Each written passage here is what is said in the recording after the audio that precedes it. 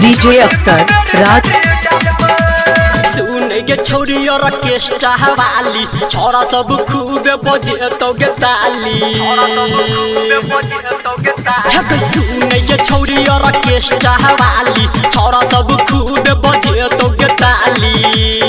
अच्छा से नचबे तो मन खुश करबो 10 रुपया के नोट निकालबो तोरा चोली में बेरी बेरी डालबो 10 रुपया के नोट निकालबो तोरा चोली में बेरी बेरी डालबो। डीजे अख्तर राज जदुकोहा भट्टी चौक।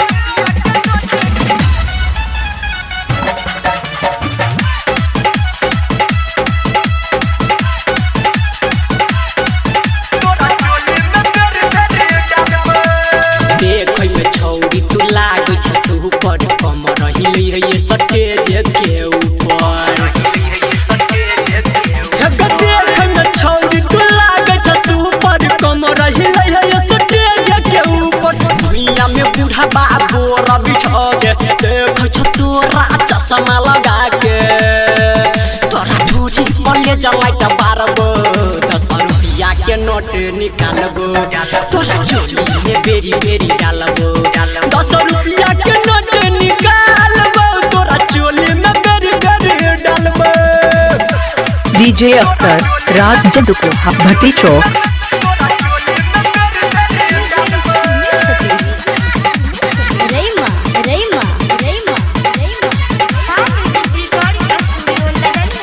डंगरी उठा के दुनू घुसाई के हाथ गे राइटर विवेक के जे मन गने बात गे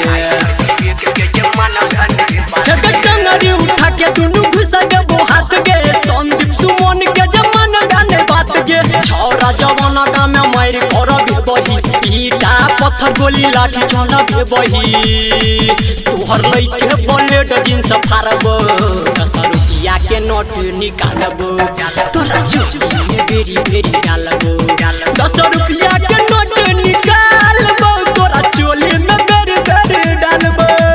सुन गे छौरी और ऑर्केस्ट्रा वाली छोरा सब खूब बजे तो गे ताली।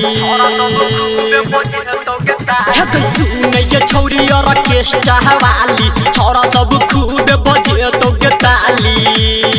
अच्छा से नचबे तो मन खुश करबो 10 रुपया के नोट निकालबो तोरा चोली में बेरी बेरी डालबो 10 रुपया के नोट निकालबो तोरा चोली में बेरी बेरी। डीजे अख्तर राज